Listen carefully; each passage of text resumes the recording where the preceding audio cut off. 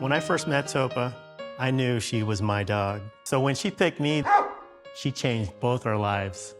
I had been a firefighter for about 20 years, but I was suffering through depression. I was getting to that point where I felt that I'm too old for it. It felt like there was no light at the end of the tunnel. And being a canine search and rescue handler, been a dream of mine for just about as long as I've been a firefighter.